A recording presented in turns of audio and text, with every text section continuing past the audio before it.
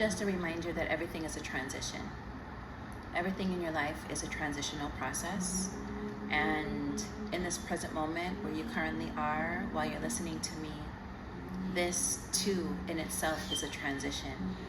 I think oftentimes we look at our lives as having to be a certain way, you know what I'm saying, and having to reflect a certain thing according to how we have it all panned out and situated. But there's also this other aspect of ourselves that is really just allowing us to kind of get back into knowing ourselves on a deeper level. This life that we're living in can be very chaotic and is very chaotic, and it's also full of beauty as well. You know, what would life be without contrast? You know, and we do have the choices to be able to decide which aspect and which element of this world we want to penetrate and to become, you know, our realities, you know. And I think that's the beautiful thing living in a multiverse, is that there is not one set way of being, doing, having, perceiving, you know, and a lot of these things will begin to reflect in your own life. Oftentimes we look at ourselves as victims of our circumstances, and we look at ourselves as victims of our past, not realizing that all of that is you, was you, and will always be you. There's these spaces within you that needed these experiences and needed these so-called trauma situations in order for you to begin to maneuver yourselves. I know sometimes, you know, it could be the most worst situation sometimes for people, but that's where you have to dig within yourself and realize that in this moment, in this present moment, everything that we're holding on to is a memory, right? Everything from this moment in the past, and even the last words that I just mentioned, it's all the past. The only time you get triggered by anything in your life is because it holds a memory within your subconscious mind. And when something holds a memory within your subconscious mind, which is it's infinite amount of information that we truly have within ourselves. When you get triggered, there is an aspect of yourself. First of all, your mind is always scanning an environment, right? According to what you've been programmed with. It's scanning the room for things that are familiar. And this is why when you enter into new environments, you enter into new situations, you enter into new experiences, you feel a little off kilter or uncomfortable because your programmed self has not experienced this yet. It hasn't been locked into the subconscious mind yet because it's something that's brand new. And this is why I, for myself, always say whatever I'm uncomfortable with, whatever brings my throat chakra to close up, whatever brings that feeling within my gut that, you know, I'm nervous, I have this nervous energy, that's the shit I need to go towards, right? Because that is your GPS system, so to speak, letting you know that this is not familiar territory, and then you enter into a fight or flight, and then you move the other direction because of the fight or flight, and then you miss out on opportunities because it's something new that you're not comfortable with. So being comfortable and moving towards those things that make you uncomfortable. So being comfortable in the uncomfortable is what we should be seeking, right? So as I was mentioning, what ends up happening is that your mind scans the room for familiarity, or that's one aspect, or when you're in the presence of someone or something, according to the program that you have stored within your subconscious mind, you get triggered by people, what they say, what they do, how they smell, because that's your subconscious mind reminding you of this familiar experience. Oh, these ducks, they're so adorable. They're just like in the water. It's you know, it's always in this space of recognizing, you know, when you're being triggered, and it's never about the person in front of you. It's a memory that you hold, And when a memory has enough momentum, when a memory comes with a traumatic situation, when a memory comes with an emotion that you attach yourself to, that it now seared itself within your subconscious mind, that means it's there. It's there. It's not going anywhere. And so anything externally that triggers that memory comes with an emotion, and that emotion itself has you playing out that emotion. This is why being self-actualized and having this realization of oneself internally and what we're experiencing in life is so potent, and it's so important, because if you don't recognize these things, you're always going to play the victim in your own fucking movie, and you're going to always think that everybody else is the villain and that you're the one that is the pretty prince and princess. Now, mind you, all of these characters are still you. It's still you at the end of the day. All of these characters that come into your life, people that you meet, that is an energetic match. Whether it's an energetic match because you guys are on that same frequency, or whether it's an energetic match because of the old debris of what you still have within you from 5 years ago, 6 years ago, months ago, it's still an energetic match. It's all you regardless. But it's important to be able to recognize the aspects of yourself that show up, that are trying to have you acknowledge where you currently are within yourself. The whole purpose, people are like, so what's your purpose in life? Bitch, I don't have one. My only purpose in my life is to recognize myself. That is my only purpose, because then what's happening is once you recognize that divinity within yourself, everything else that was created off of this false narrative, false identity, false mask, false whatever, has no choice but to dissipate. Why? Because you created it off an identity that no longer exists. Well, it does exist, but it no longer exists because you're not feeding it. Because again, as I mentioned, everything is you. There is no letting go of anything. Everything in your life is a memory. The only reason why things exist is because we've been programmed. We keep feeding it. We keep telling the same story. We keep telling people the story so they end up holding space energetically for us according to what we say. So you have all of these things that are moving about that have been brought into your space because you've given it permission to exist. So the more you recognize this, the more that I recognize this about myself as well, because I'm living just as much as you guys are, you begin to sit back and observe. You become the observer now. You have this sleeve that we're in, and you have this physicality of yourself, which too is important. Your ego is important. The physicality of yourself is important, because if it wasn't, you would not have it. You are not greater than the creator that created you. Do you understand? So everything that you came here with is required for your journey. There is no escaping it. But what there is being able to understand it, use it, and then being able to be centered with it. You know, that's the beauty of it all. So yeah, I just, feel like your purpose, my purpose in life, is to be able to nourish this understanding of ourselves to where now you're not so reactive towards things, because you have this knowledge of yourself that this is me. What's coming to me is me.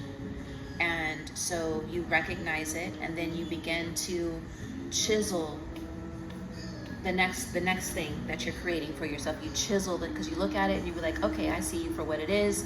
I'm not quite there yet. Let's go ahead and go back to the drawing board and begin to, alchemize and transmute this energy again, and then again see what comes next. So, that's the true purpose, is being able to be self-actualized and to be able to see yourself for all that you are, and to be able to rip away the mask that we've been covered, that's suffocating the trueness and the realness and the wholeness of all that we are. And once you get there, everything else that you're trying to force to make happen will just end up happening on its own, because you're no longer living in that identity. Whatever identity you're currently living in has a vibrational energy that's bringing your experiences to you. Let's go to my bookshelf. Asking It Is Given. From Esther and Jerry Hicks. I'm just going to open up a page, and whatever it is what it's going to be.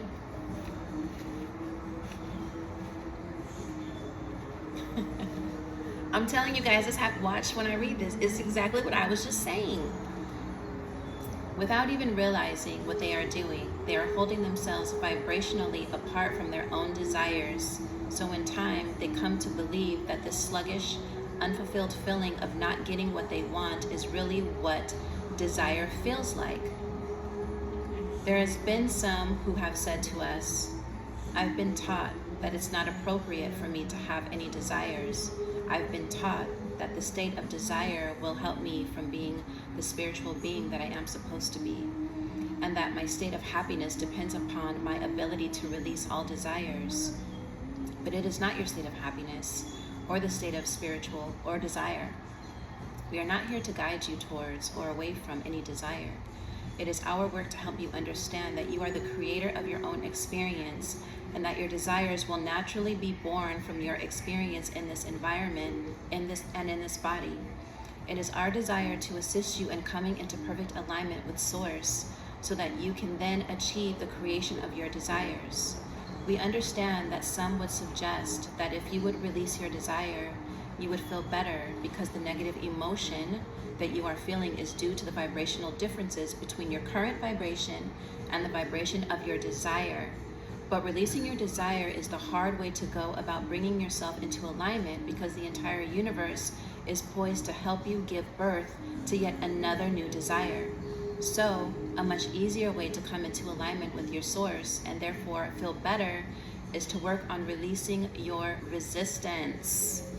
Releasing your resistance. Your ability to imagine will help the next logical steps come to you faster. You can work the bugs out. You can work the bugs out of it in your imagination. You do not have to build little things and bigger things. You can do it all in your mind. We are not talking about the next logical action step.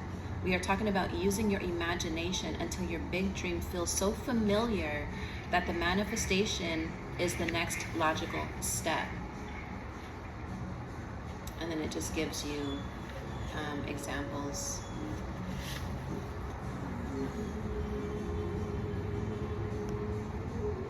So it says, you can tell by the way you feel whether your vibration is in the place where you are allowing universal forces to deliver your desire to you now or not. With practice, you will know whether you are on the brink of manifestation and whether it is still in the becoming stages. But most important, once you are in control of the way you feel, you will enjoy it all. Like I was saying in just my previous video, on this video, it's all about how you feel. That gut feeling. It's that, I feel something coming. It's that good feeling. And when you know that you're in a certain vibration of yourself is according to how it makes you feel, right? So let's say this is a prime example that I think all of us have. Don't do it. Thank you. That all of us have experienced is when you get into someone's presence, right? And when you get into someone's presence, you can feel the energy is off, or when you look at somebody, you know that the energy is off. That's a prime example of how you feel in that moment. How is this making you feel? Or when you're in that feel-good state and you wake up in the morning, you put music on and you're dancing, that's really the best place to start, creating what it is that you desire, or getting into that imagination of yourself. But these are just different vibrational energies that you feel along your path. When you're listening to music and it makes you feel good, or when you're watching something crazy and it makes you feel, off, or, this didn't make me comfortable. Those are all signals to you energetically. So, it's important to, like I mentioned in my previous video now that I posted yesterday, the logic side, right? This is the logic, is your left side. Your right side, and mind you, the camera's probably switched, so I am doing it right. The logical is left. The right side is that creativity, that emotion. And a lot of the right side of ourselves, which is what we consider that feminine nature, is shut down. And so the more you begin to use your left hand, because the right side controls the left aspect of our bodies, then you begin to activate the things in the right hemisphere of your brain. And the more that you begin to do that, that creativity will spark, because a lot of us are in that logical left side thinking, because when we go to school and we write with our right hand, it's the left side that we're activating that is more apparent in our lives.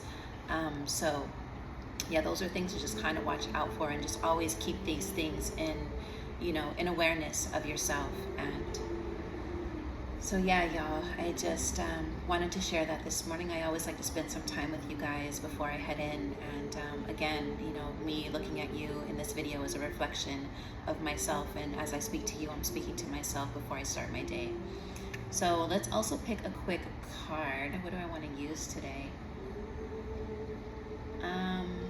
Let's do getting into the vortex.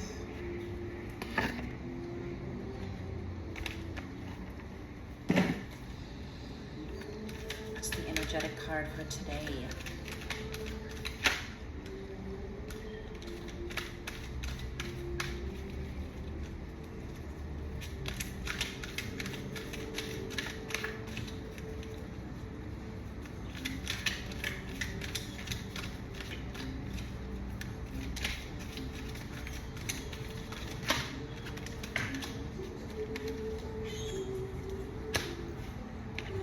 Waking up every day, being intentional with your life is the best thing that you can do for yourself. And I'm going to do another video why I think it's important for women to have our own sacred space, because we're creators. We give birth and death onto everything. I'll not ask others to become different from me. Let your vibrational, let me show you the card. Let your vibrational relationship escrow percolate, and give it your undivided attention so that you become a vibrational match to it. And then, when the law of attraction brings you all of it together, there are not any bugs to work out. Do not ask the person who helped you to define what you want, to become what you want, so that they can have what you want. Instead, use your willpower to focus upon what you want, and then the universe will bring you what you want. So basically, stop telling everybody what you want, how they should be, how they need to move in order to fulfill an aspect of yourself, right? I need you to be this for me. The only reason why you feel that you have to have other people change for you is because you feel that you can't do it for yourself. So they are what fills that void, and you're depending on them to fill that void, right? It's what I'm getting from this card. So what you need to do is become that thing already. And this is when I talked about forcing things. You don't need to force things. What we need to do is become that thing first. And when you become that thing, then everything else becomes a match according to where you are currently vibrationally within yourself. So we need to get out of the forcing game, trying to materialize everything with force externally, and become more internally with who and what it is that we want to be for ourselves, and let the universe do what it does, baby. It provides. It loves to provide. We're all being provided for. Whether you're living by design or whether you're living by default, we are all being provided for. All right, so yeah, just remember that today when you go out, or you don't have to. You can do whatever the hell you want to do in your life. It's the beauty about free will. All right, fit for the day. It's casual day. I'm not a big jean girl, so I didn't wear jeans, but I have these stretch pants and then this top, which I absolutely love because I love the sleeves because they're big. And then just some cute ass gold jewelry, and my rings. All right, y'all, infinite beings with limitless possibilities. Make that be your mantra today. And remember, your imagination and your inner work is what really matters. Trying to force things externally is not it. All right, you got this. Don't forget to like, subscribe, share, and also comment. See you guys on the next video. Peace.